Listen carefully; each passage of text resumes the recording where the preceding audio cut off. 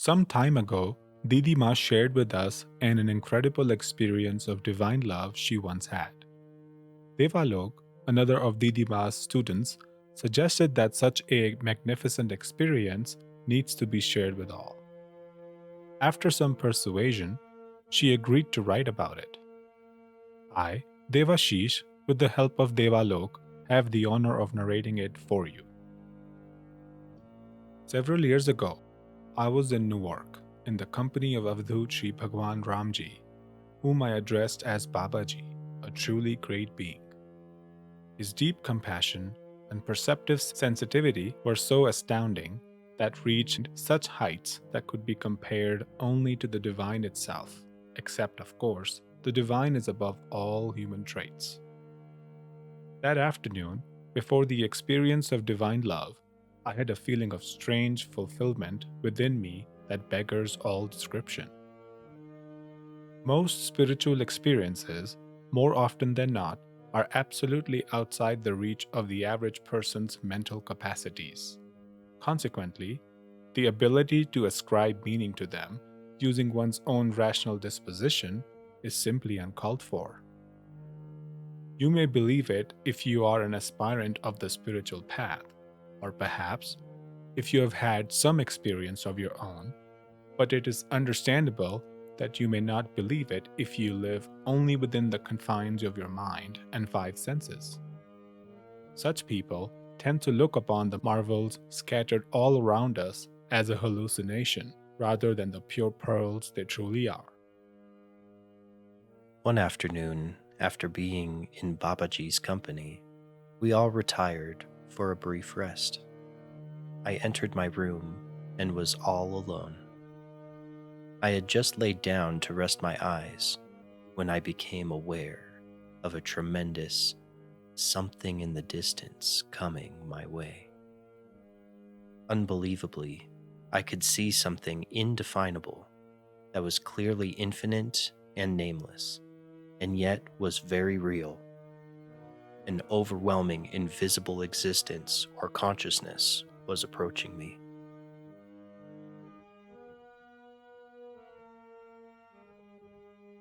Suddenly, that something was standing prominently outside my door as if it was waiting for my permission to enter.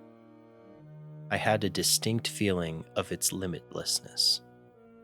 I felt a pang of fear in the pit of my stomach.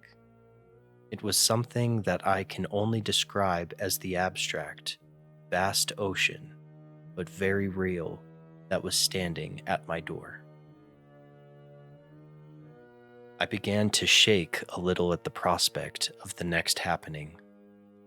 Is this unbounded, nameless abyss going to completely submerge me forever into its bosom? Involuntarily, my eyes opened. Perhaps this small action was the last-ditch effort of my mind to somehow try to avert the imminence of what would happen next. All of a sudden, this incalculable infinity rushed in and was all around me, beneath me, above me, palpably surrounding me. A whisper was rife. It is divine love that embraces you, holds you, and is pouring itself onto you.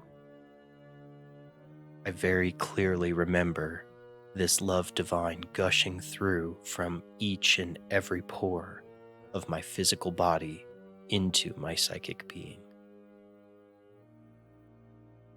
In an instant, I realized my soul or psychic being was just as infinite as the ocean of love itself.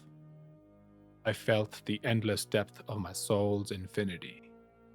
I was falling along with this love into the unknown profundity of my own psychic and simultaneously could see it, and was somehow able to hold and contain all that was streaming through every last cell of my body.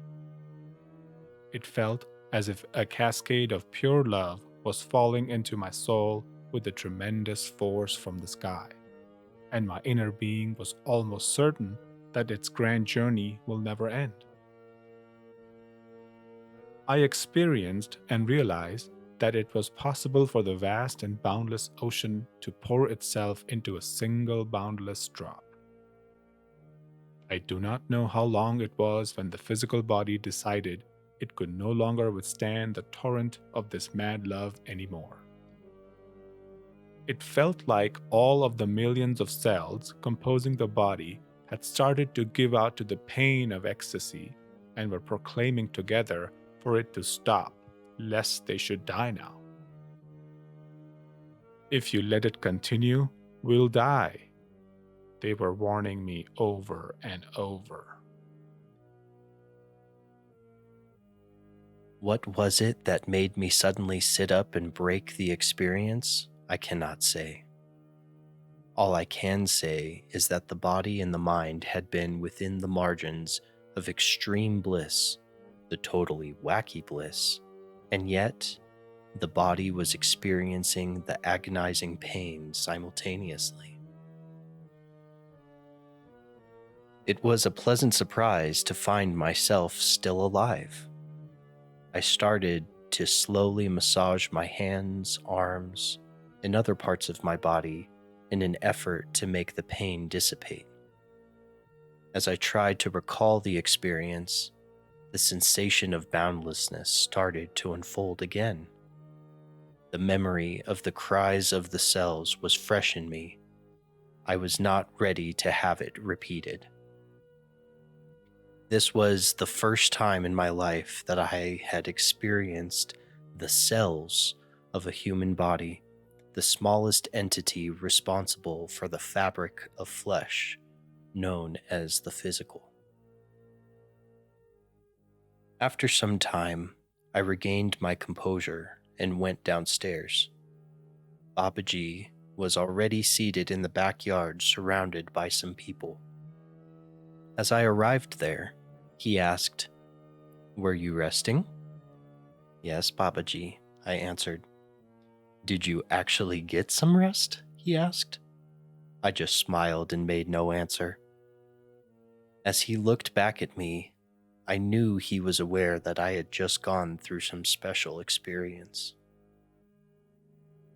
While I have had some experiences of divine love prior to this one, none of them included the forceful torrent of love that passed through each cell of my physical body. One also realizes the participation of each of the millions of cells in the body, their bliss, and their inability to withstand the beatitude of supreme love for a length of time as it was threatening their very existence in the form of unbearable pain. One agrees with Browning, "The pain of loving you is more than I can bear." In my other experiences of divine love, in which the consciousness is internalized and the body is either very still or sways a little, there is no other participation of the body. Then what was this? I have been a great admirer of Sri Aurobindo and the Mother and their supramental yoga, or alternately known as the yoga of the cells, indicating the inclusion of the physical body in one's spiritual experiences. Here lies the big difference between Sri Aurobindo's integral yoga and traditional yoga. In traditional yoga, the body of a yogi is subjected to illness, aging, and death like everyone else. Sri Aurobindo maintained that the divine soul within us transforms all parts of the inner being in the process of yogic transformation. Then why not the physical? If the physical also begins to participate in the transformational process of yoga, then it will become unavailable to disease, death, and aging like several inner bodies of a yogic being. To fulfill this objective, a greater force was required. Sri Aurobindo has brought down and has introduced this mighty force called supramental, which will eventually change the entire human species in a few hundred years. At this time, there will be no death, decay, or any disease in the body. Of course, All of this has been transplanted by the will and the sanction of the divine. And this never experienced force in our world before can be invited even now by aspirants who have climbed certain rungs of spiritual evolution. It is up for grabs by anyone who is willing to make an effort for it. The bottom line is that an aspirant can summon this force with the help of his or her psychic being or soul. The awareness of one's psychic and recognition is the first step and least necessary component to receive it. The psychicization, a word coined by Sri Aurobindo, implies a turn within. In other words, the human consciousness that is almost always flowing outwards to take care of one's material life and desires needs to reverse its course, at least while meditating or participating in one's own evolution, so that one may come in contact with one's divine part, hidden in the depths of the being. It is also known as one's inner guide in yoga, and is responsible for the transformation of the outer being as well. Once this connection is established, one finds that the psychic or the soul also helps a person in making the right decisions, suggesting ways to get out of a sticky situation, or at times, life-saving recommendations. Without internal and external transformation, it is possible to have some miraculous powers. I personally have seen any number of such miraculous people in India. In 3 months' time or less, by practicing certain mantras in a certain way, these people can land some miraculous powers or siddhis. Common folks are awed by their superphysical capacities and seek them out for intervention in their material problems without realizing that these people are just as unevolved and unregenerated as they themselves are.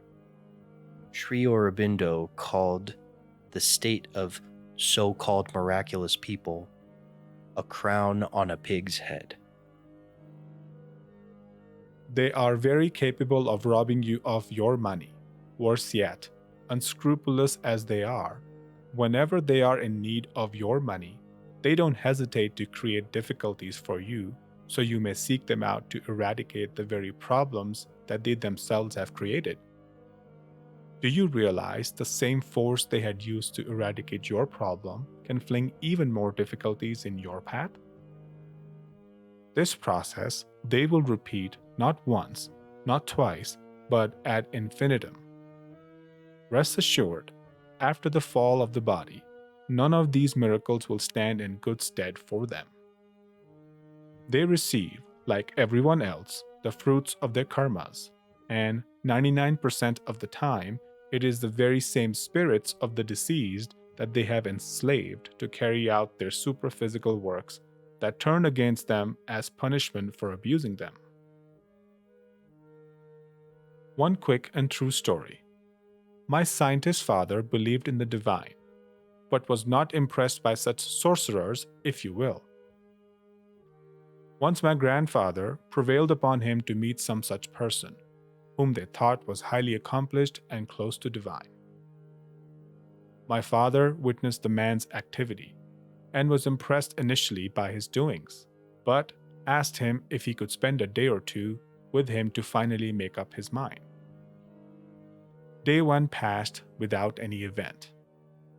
The second night, he was awakened from his sleep by some sound.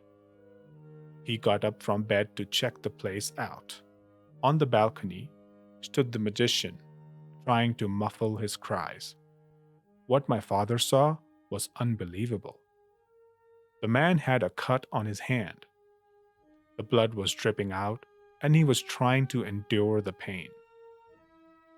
Caught red-handed, he explained to my dad that every 2-3 days he has to offer his blood to this entity, a spirit, he had ensnared from the cemetery to show the public sensational miracles in return. If you wish to contribute toward the evolution of the entire human species, take steps at least to locate your psychic being and then cast out its call for this flawless supramental force. If enough of us do it together, we become the little harbingers of this force that will bring about the total transformation of the human body on Earth as we know it. There is no reason it cannot happen. And just imagine getting to participate as a divine instrument in bringing about this beautiful change for the entire human race.